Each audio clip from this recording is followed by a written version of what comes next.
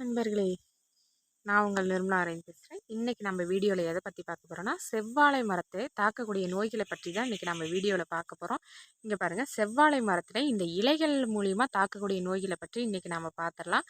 இலைகளில் தாக்கக்கூடிய நோய் பார்த்திங்கன்னா சருகாதல் நோய் வந்து பாருங்கள், இந்த இந்த மரத்தில் இலை சருகு நோய் பாதிச்சிருக்கு. இலை பாருங்கள் எப்படி சருகாயிருக்கு. நம்ம நார்மலாக சருகாகிறத விட இது இலை சருகல் பாருங்கள் எப்படி இருக்குது. கீழே இருக்க அனைத்து மட்டையுமே பச்சையாக இருக்குது. இந்த மட்டை மட்டும் நல்லா சருகாக காஞ்சிருக்கு. இந்த இடத்துல மட்டும் இங்கே பாருங்கள், அடுத்து இன்னொரு மட்டையிலையும் காஞ்சிருக்கு. இந்த மாதிரி இருக்கிறது சருகு நோயின்னு சொல்லலாம். அடுத்து இன்னொரு நோய் பார்த்திங்கன்னா பழுப்பு நோய் அப்படின்ற மாதிரி சொல்லலாம். இப்போ இந்த பழுப்பு நோய் பார்த்திங்கன்னா அப்படியே இலை அப்படியே மெலிஞ்ச மாதிரி அப்படியே மினுமினுப்பாக அப்படியே கொஞ்சம் வெள்ளை மாதிரி வரும். அது வெள்ளை நோயின்னு சொல்லலாம்.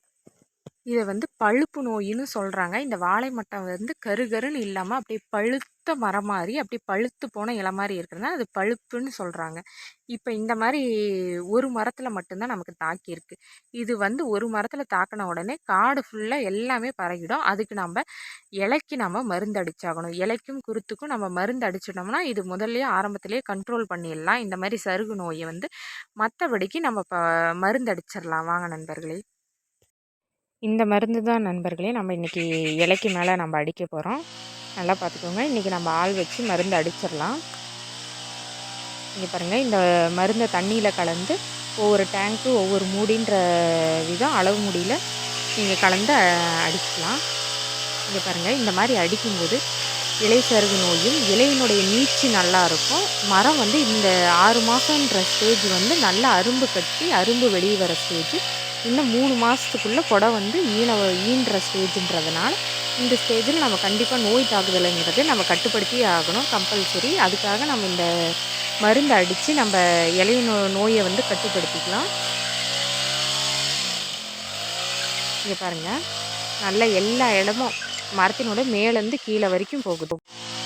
கண்டிப்பாக பாருங்கள், இலையிலேருந்து மேலேருந்து எல்லா இலையிலையும் இந்த மருந்தை படுற மாதிரி மரத்தினுடைய மேல் பாகத்துலேருந்து கீழ் பாகம் வரைக்கும் எல்லா இலையிலையும் இது படுற மாதிரி இந்த மருந்து நல்லா ஸ்ப்ரே பண்ணிவிடுங்க. கன் ஸ்ப்ரேயில் ஸ்ப்ரே பண்ணிங்கன்னா தான் இது நல்லா கேட்கும். இங்கே பாருங்கள், நம்ம எப்படி ஸ்ப்ரே பண்ணிட்டுருக்குறோங்க. நல்லா பாருங்கள், மேலேருந்து கீழே வரைக்கும் நல்ல கன் ஸ்ப்ரேயரில் நல்லா ஃபுல்லாக எல்லா இடமும் படுற மாதிரி நம்ம அடிச்சுட்ருக்குறோம். தேங்க்யூ நண்பர்களே. இந்த வீடியோ பிடிச்சிருந்தா லைக் பண்ணுங்கள், ஷேர் பண்ணுங்கள். மறக்காமல் கண்டிப்பாக சேனலை சப்ஸ்கிரைப் பண்ணிடுங்க. இந்த மாதிரி பாதிப்பு உங்கள் வாழை மரத்துக்கு இருந்தால் கண்டிப்பாக நீங்கள் ட்ரை பண்ணி பார்த்துட்டு எனக்கு கமெண்ட்டில் சொல்லுங்கள். தேங்க்யூ, பாய் பாய்.